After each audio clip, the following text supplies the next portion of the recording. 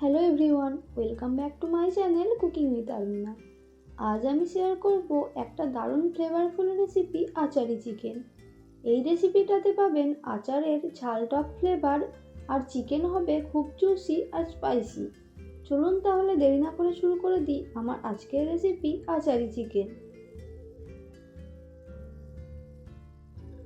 Achari chicken বানাবার জন্য আমি প্রথমেই মশলাটা তৈরি করে নেব। আর তার জন্য লাগছে 3-4টে শুকনো লঙ্কা, 1 চা চামচ কালো জিরে, 1 চা চামচ হলুদ সর্ষে আর 1 চা চামচ মৌরি। এবার কালো জিরেটা বাদ দিয়ে বাকি সব উপকরণগুলো ভেজে নেব। আর ভাজার জন্য গ্যাসের ফ্লেমটাকে কিন্তু অবশ্যই লোতে দিয়ে রাখতে হবে, নাহলে কিন্তু মশলাটা পুড়ে যাবে। মশলাটা থেকে খুব সুন্দর একটা গন্ধ বেরিয়ে এসেছে, আর মশলার কালারটাও কিন্তু চেঞ্জ হয়ে এসছে। এবার একটা মিক্সিং জারের মধ্যে মশলাটা ঢেলে নেব, আর তার সঙ্গে কালো জিরাটাও দিয়ে দেব। মশলাটা রেডি করার পর সবার প্রথমে আমি চিকেনটা ম্যারিনেট করে নেব। আর এখানে আমি 1 কেজি চিকেন নিয়েছি। চিকেনটাকে ভালো করে ধুয়ে পরিষ্কার করে নিয়েছি। এখন আমি এর মধ্যে টক দই দিলাম। এখানে আমি 3 টেবিল চামচ টক দই ব্যবহার করেছি। আর দিলাম টমেটো পেস্ট, 2 চা চামচ আদা রসুন বাটা,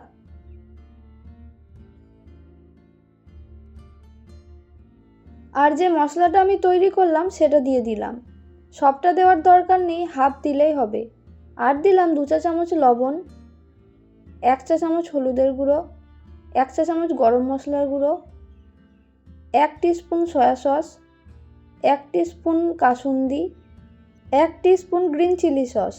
এবার সব উপকরণগুলো খুব ভালো করে চিকেনটার সঙ্গে মিশিয়ে নেব।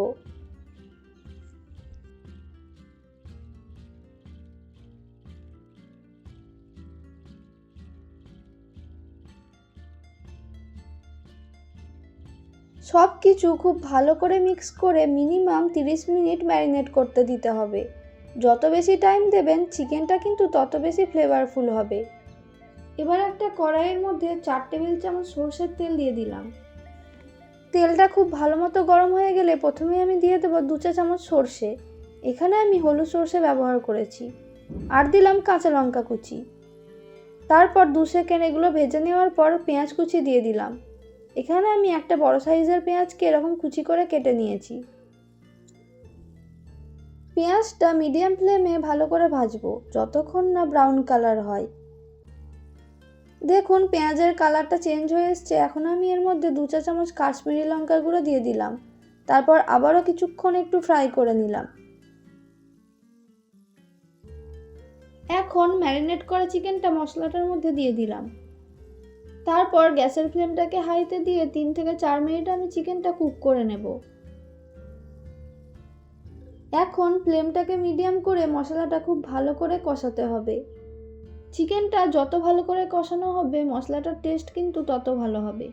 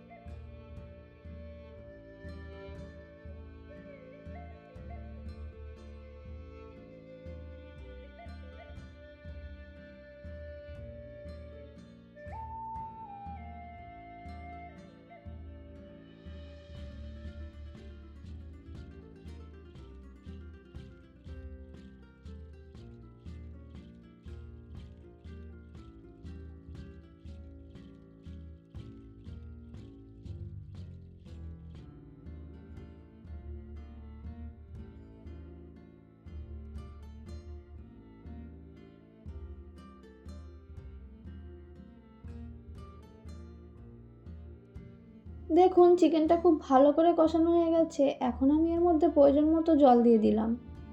তারপর গ্যাসের ফ্লেমটা কমিয়ে ঢেকে দেব।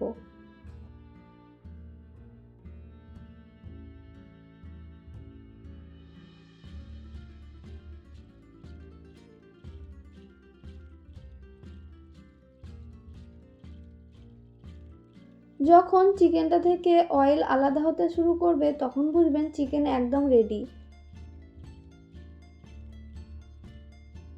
চিকেনের স্বাদটা আরেকটু বাড়ানোর জন্য আমি এর মধ্যে অল্প একটু চিনি অ্যাড করলাম।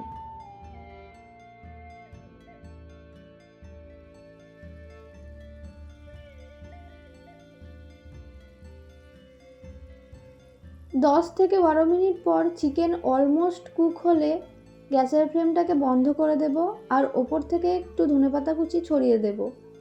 তারপর ঢাকনা দিয়ে বেশ কিছুক্ষণ রেখে দিতে হবে। এই আচারি চিকেনটা সবথেকে বেস্ট লাগে স্ট্রিম রাইস, জিরা রাইস বা রুমালি রুটির সাথে। টক ঝাল আর স্পাইসি ফ্লেভারের কম্বিনেশন আপনাদের নিশ্চয়ই খুব ভালো লাগবে। ভালো লাগলে অবশ্যই একটা লাইক করবেন আর কমেন্ট করে জানাবেন আপনাদের কেমন লেগেছে। আজকে তাহলে এই পর্যন্তই বিদায় নিচ্ছি। দেখা হচ্ছে আবার পরের কোনো ভিডিওতে। সবাই ভালো থাকবেন, সুস্থ থাকবেন।